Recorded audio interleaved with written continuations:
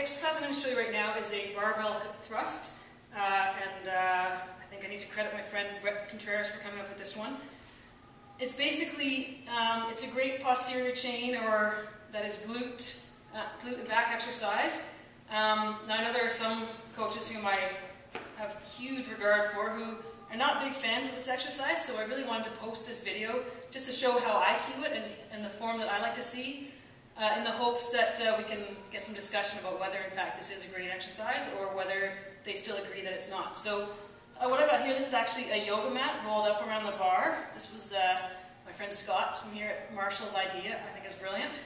Because the one thing that does happen is that with a bar with heavy weight, you get a little bit of a push under your hip bone there. So this is to prevent that. And then I want the feet set up nicely.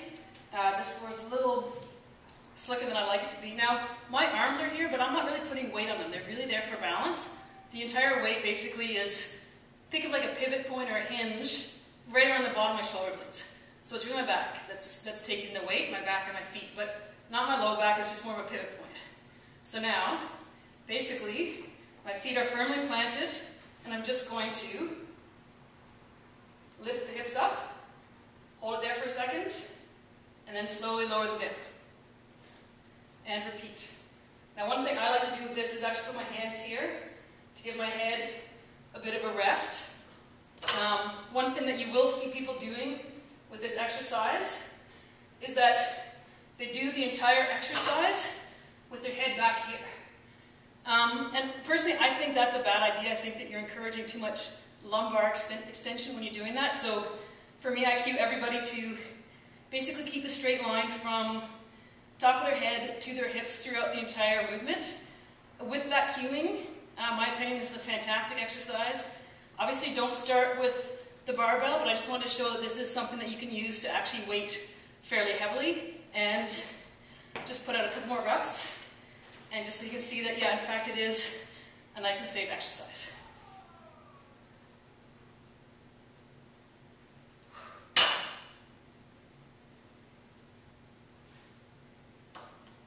So, and one thing you can see, and this is one thing that I have to say I don't really like about it, is that, just like you saw that last rep, I'm not quite in the middle.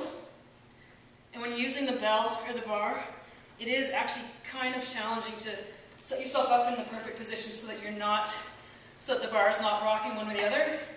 But as long as you're moving with nice and slowly, good form, in my opinion, it's not an issue. So again, so now I've corrected that problem.